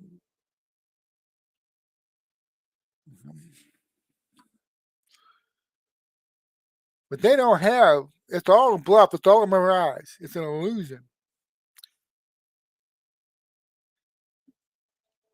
And what Donald Trump is destroying are the illusions. When the mirage fades away and you realize how they've been oppressing you, how they've been trying to control and manipulate and exploit you. And most of the American public sees that. And they see how fear is used. Rigged elections are used to put compromised politicians that they own in office so they can pursue agendas that are literally America left. They can pursue policies that are literally insane, policies that will destabilize the city and create a great amount of fear and chaos. It's been done deliberately. It's not an accident. They're not crazy. They're not crazy. They're doing it on purpose. Now here comes Donald Trump. I don't give a shit how many billions of dollars he spent destabilizing Washington, D.C. and Chicago and LA and San Francisco. I don't give a shit. I don't give a shit how carefully you manipulated and rigged those local elections to get your Soros DAs and your Soros mayors and your Soros governors elected. These foreign entities sending all this money through under the table through Act Blue. I don't give a shit. It's over. You wasted the money. Most of which you stole from the U.S. taxpayers to begin with. That's like one of the biggest revelations of the last 7 months. They were using our own money to oppress us, to brainwash us, to try to manipulate it. Elon Musk talked about this several times. Soros figured out a long time ago. He's a guy who figures out how to game the system. Oh, cool. I spent $3 million of my own money setting up an NGO. And I rent a building and I hire a staff, $3 million of my own money. And then I use my contacts, my globalist cult people, my fellow travelers inside the U.S. federal government to begin sending my NGO hundreds of millions of dollars every year. Awesome. And that's what they've been doing. And these NGOs are used for various different things. They're used for like foreign policy think tanks in Washington, D.C., the popular one. Yeah. Soros is a left wing. He pretends to be left wing. He's not really. He's a globalist cultist. Well, those oligarchs that are on the right, they love setting up foreign policy, defensive policy think tanks in Washington, D.C., and then sucking at that government tit just as avidly as the left wing oligarchs do. Send my new foreign policy, defense policy think tank $20 million a year after I spent $2 million setting it up. Thank you very much. Or they're in the immigration space, set up an NGO for $1 million or two to help enable and foment the mass migration of the new slave class into the United States or Europe. Well, this goes on in Europe too, you know. They're not using any of their own money for this. They may have to use a little bit of seed money to start up these NGOs. But then they start getting the money from the Treasury. And Elon Musk said going back 20 years, he couldn't find a single spending request that was turned down. No questions asked. You want 20 million? Here's 20 million. You know, you want 75 million for this NGO in Africa that you created, Mr. Soros? Yes, sir. Here you go. Donald Trump shut that shit down. He shut it down. Everything that's happened over the last 7 months, he's taking very deliberate steps, one thing at a time, in the proper order. There are a lot of people that don't understand this. Why did he do that before doing this? Okay. Shouldn't he have done this before he did that? Okay. And I don't understand. They don't understand the plan. They don't understand. But Trump is doing things in a certain order. The very first thing he had to do was cut off their access to the Treasury. That's why in February, March, and April, we got almost nothing but the exposure of the shit going on the U.S. Treasury and the Social Security Administration and many of the DC-based NGOs like the Institute of Peace. Okay, I had to show you that. They cut off the money spigot that was bleeding hundreds of billions of dollars in these NGOs out there. Now we got the cute, spectacle Democrats standing in front of the Department of Education or the Social Security Administration building or wherever, plaintively wailing like banshees to get that money turned back on.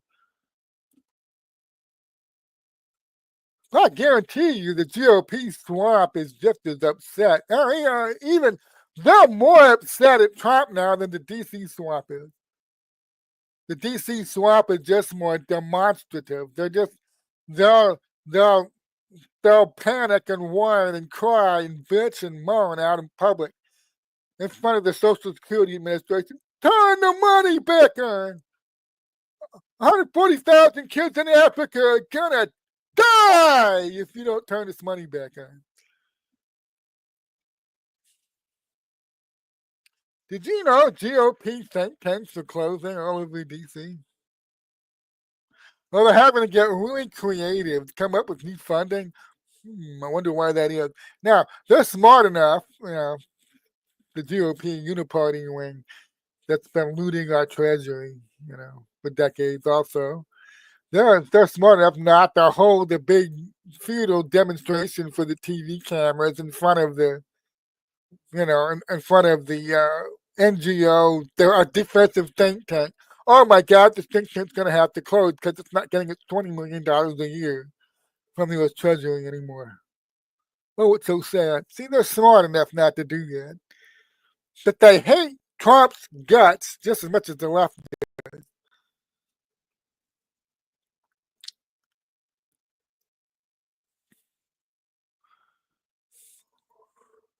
So in the 7th month of the destruction of the old guard,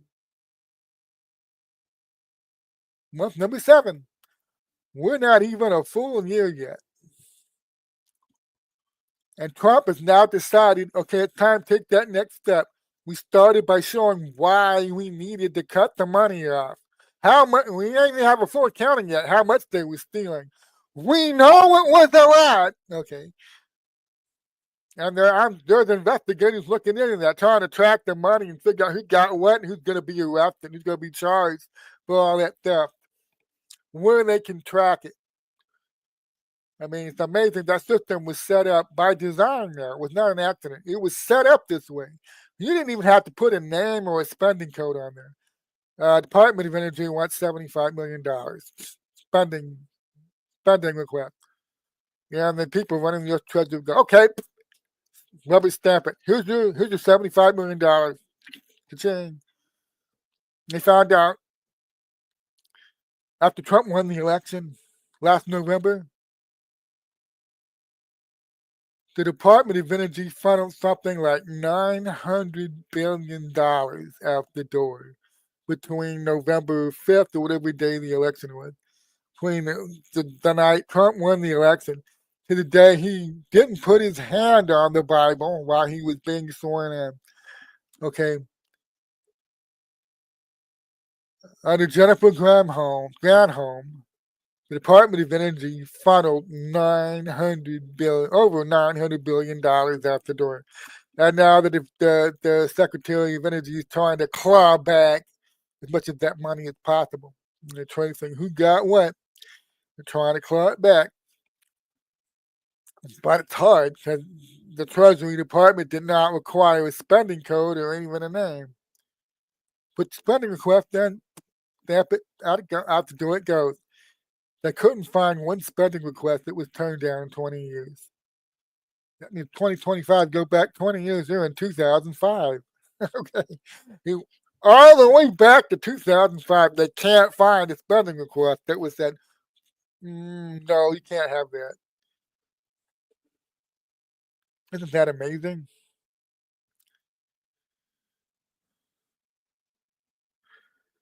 So you cut the money off. That's the first step. So everything happens in order.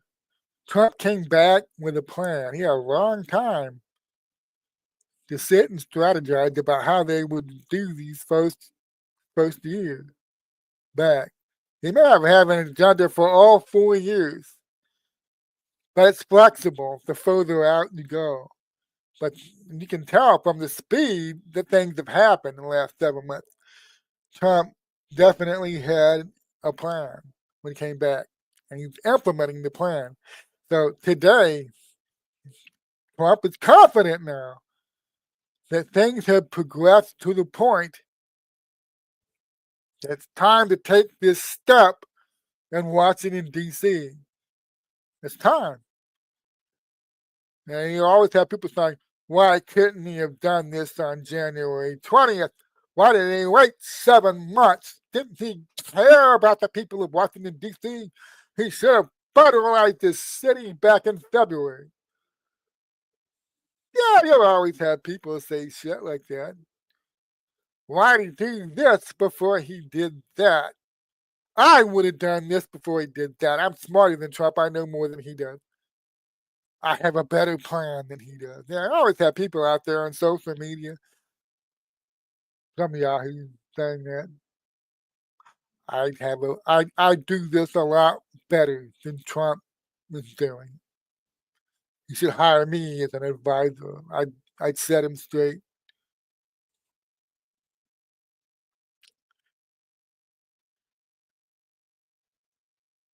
The thing about social media is it doesn't just bring you into contact with all the bright people. You know, people used to be limited to their back in the days before the phone. You hang out at the library, hang out at there was a social club and meet the smart people and you sit around and discuss smart type things. You lived in a village, you knew who the village smart people were. And over time, you learned who the village idiots are. And the great thing about social media is you can come into constant contact with the geniuses of 1,000 different villages every day.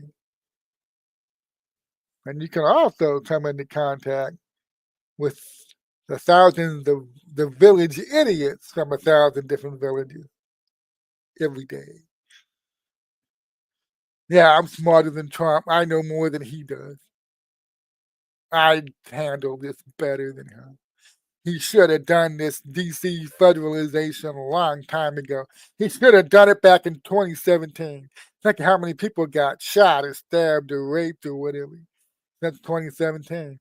Well, hey, if he could have done this, 8 years ago, then he's an idiot. Okay? And you have people that will say that just to get a rise out of you.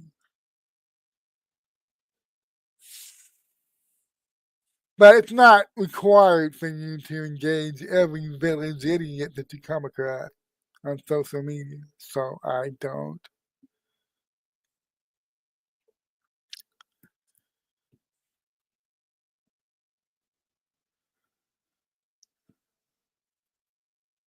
The press is like, they're concerned. Oh my God, what if, and you can see the concern in the reporters' faces. Well, I've been talking to you, I've been sneaking glances at the press conference, but still ongoing. You can see the concern in some of the reporters' faces. It's starting to occur to them. It's starting to occur to them. Oh my God!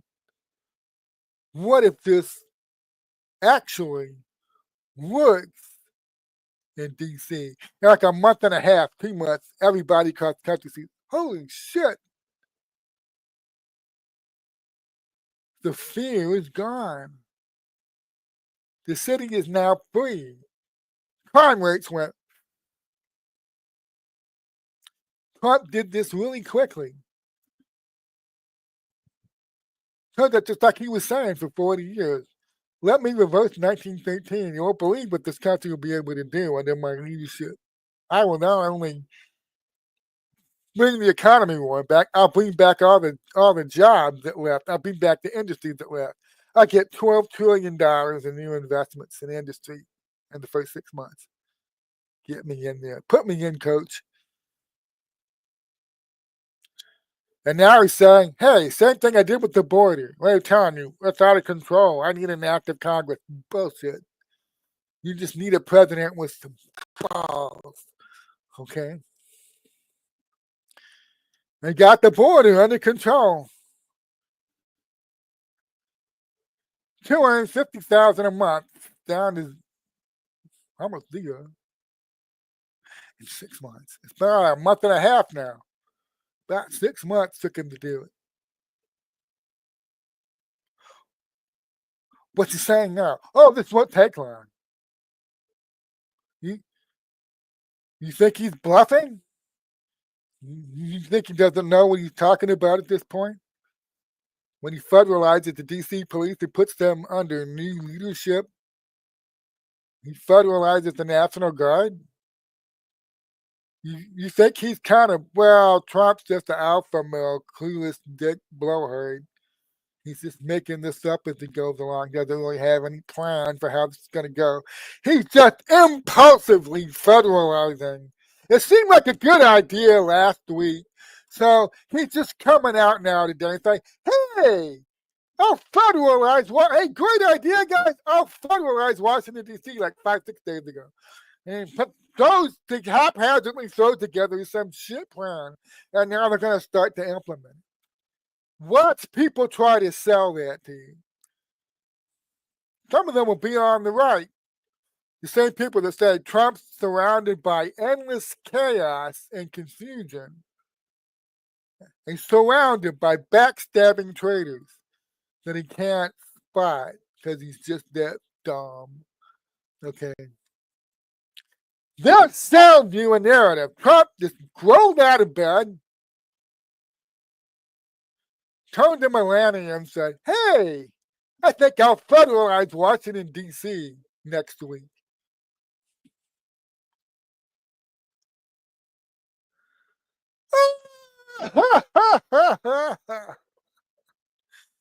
Sure, man. Sure, he's just making this up as he goes on. Sure, man. Take another hit on that bond. Let your mind roam free. And give us some more, fill us with some more of your acumen when it comes to your political analysis. Trump's making this shit up as he goes along. He just decided a couple days ago he's going to federalize Washington, D.C. He's got no real plan. He was probably throwing it together haphazardly in the limo while he's beat jumping around somewhere. So he's trying to put it together real quick on Air Force One while he's on his way to Alaska to meet with Vladimir Putin.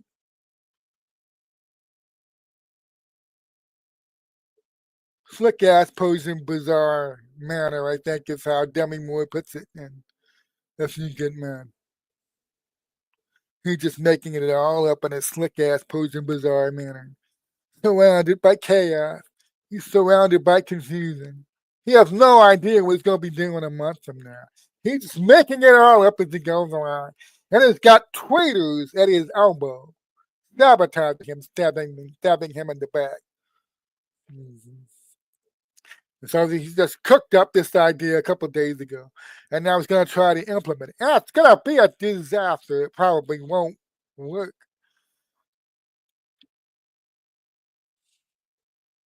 I said that in a little more salty fashion than National Review Online or some Fox News analysts are going to put it.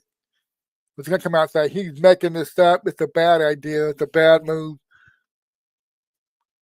You know, he's been, and people still have this idea of Trump now. And look, he encourages it. I understand that. So he's just an alpha male braggart blowhard. Swaggers into a room like he's got the biggest swinging dick in the world. It's an act. Okay, but a lot of people buy the act. They think that's the real man. And so you have all these analysts out there who buy the act. And so this is how his own staff is able to take advantage of him and hide shit from him. And this is why he's so impulsive. He does things impulsively. And we're 10 years into this now. And you still see people because they don't want to believe there's any plan. You're not one of those Q-tards, are you? They don't want to believe there's any plan. That means Trump is anytime he does something they don't immediately understand. They go, oh, he's confused again. His staff is hiding something from him again. There he goes off, half cocked again, not understanding what the hell he's doing. And it makes for good copy when you publish stuff like that. It holds people's attention. Clueless Trump is a good click generator. Trump betrayed again by his own people. It's, Pam Bondi, Pete Hegseth, Marco Rubio, Cass Patel, Susie Wild.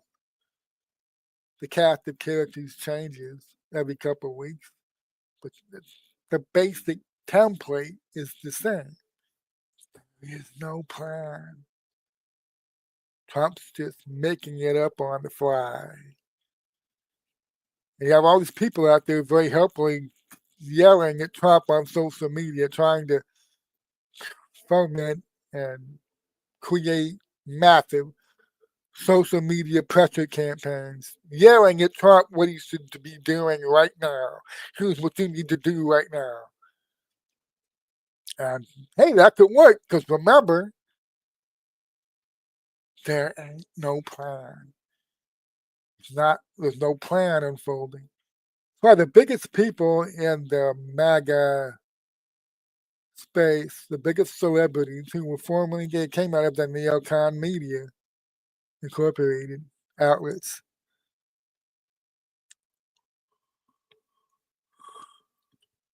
Trump needs to listen to me. He needs to follow my advice. I'll set him straight.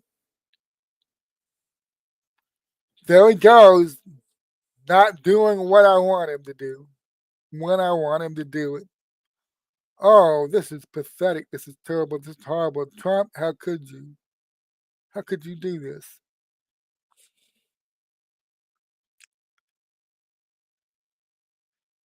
Trump is now leaving the stage, so it's over. So I'm going to make a couple of finishing comments. We've been going for 2 hours and 3 minutes at this point. I'll thank all 2,386 of you that are watching live. This is a historic day. Trump does have a plan. Don't listen to assholes who tell you he's making this up on the fly. He doesn't have a clue what's really going on. Yeah, okay. The social media president, who's got Dan Scavino at his elbow.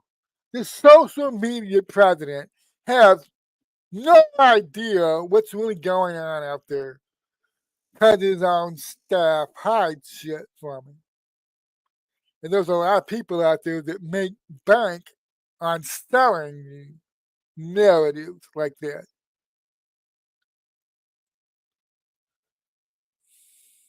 Every now and then Trump does something to cause these people to drop the mask, these neocon infiltrators who slept their way into MAGA. Some of them didn't laugh, okay? Ann Coulter could not laugh. So what Trump was doing to her precious neocon agenda was so bad, it was so terrible, she could not keep her mask from slipping. But others managed to stay the course, and they're still here. They're still in our midst. And every now and then Trump does something, and for a minute you'll see them drop the mask and the higher loyalty comes out. Like, for instance, making Scott Bessent, not only the Treasury Secretary, who's helping Trump to reverse 1913. He's making Scott Bessent the new IRS director as he gets ready to utterly destroy it. And what are the neocon, the more MAGA than MAGA neocon people, the celebrities in our midst? What are they doing?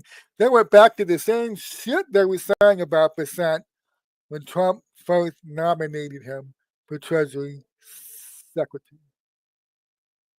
Soros. He's a former Soros guy. He used to work for Soros.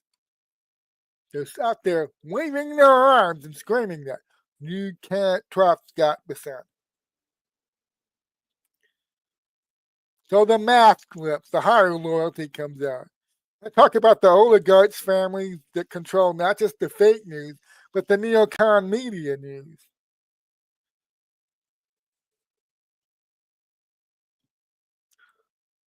They make money off of our debt. They they get their control of our country from our debt. Do you think they want that debt eliminated? Hell no! They don't want it eliminated. You think they want 1913 to be reversed? No! They don't want 1913 to be reversed. You think they want the IRS to be ended and we move from internal revenue service where the citizens are taxed up the ass?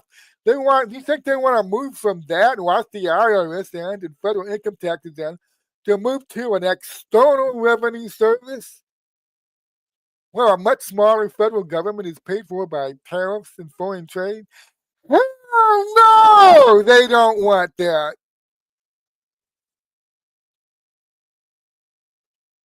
But they're more MAGA than MAGA.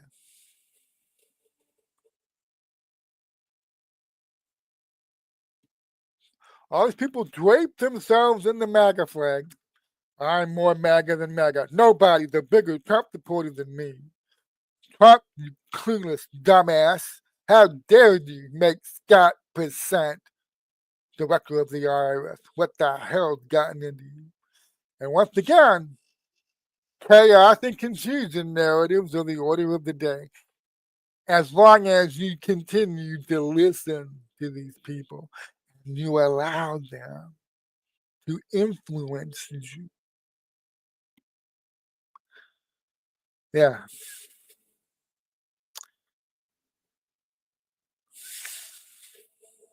So you've got Stephen Bannon, you've got Laura Loomer, you've got all these people out there. Oh, this is horrible. Oh, this is terrible. And the mask flips. The people who fund Neocon Media Incorporated do not want the debt being paid off. The oligarchs families that fund and they fund, they direct, they control Neocon Media Incorporated that have cleverly sent their operatives into our community to insert themselves and embed themselves and be more MAGA than MAGA. And all they do all day long is no plan. Trump's making it up as he goes along. That clueless dumbass surrounded on every side by traitors who are hiding stuff from him. Look what he's doing now. Putting that gay Soros mother humper in charge of the IRS. Trump, would you wake the hell up already?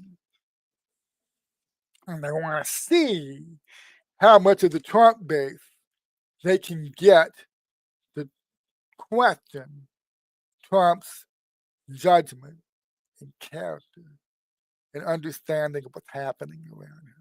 They want you to stop trusting the man so damn much. Can't any president who would take that gay Soros banker and put him in charge of the IRS, you can't trust him.